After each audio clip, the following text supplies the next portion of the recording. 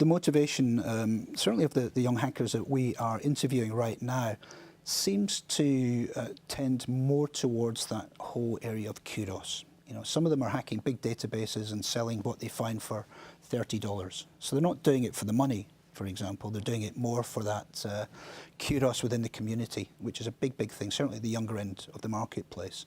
And those might be these sort of petty criminal type guys.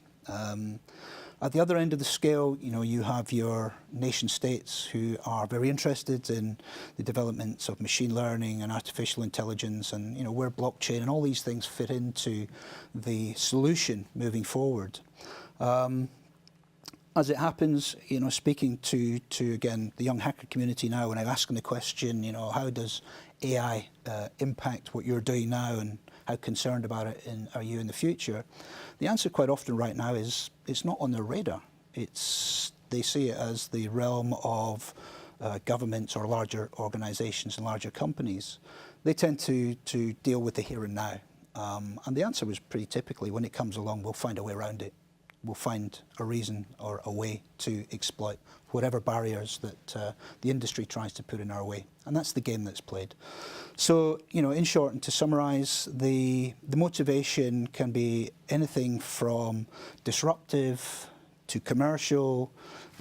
We're seeing a bit of a rise as well from the likes of some of the more extreme groups, you know, who are looking at attacking critical national infrastructures, for example. And if I can manipulate the media, clearly there is an attractiveness to doing that from a certain political identity or philosophy or religious philosophy or whatever that might be.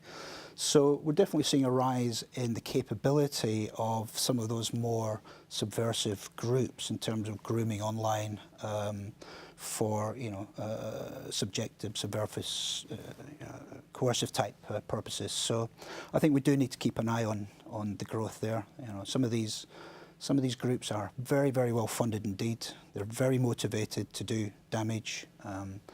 And you know, if you're a young hacker sat in a part of the world where you're not making much money, and somebody offers you a few dollars to go and hack a large organization, and you feel that you've got cause behind doing that, then you become quite a dangerous adversary.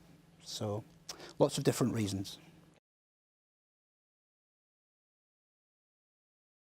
Well, I had the good fortune of speaking at IBC last year for the first time, and I was extremely impressed just by the quality and the seniority of the people that were attending, as well as the quantity. It's a big, big event. So yeah, I found it really useful to get a much better, clearer understanding of some of the key issues that the industry faces, and to obviously network with peers and you know, sit across the table and have discussions about some of the incidents that they have seen within their own organisation. So that sharing of information was very, very useful indeed.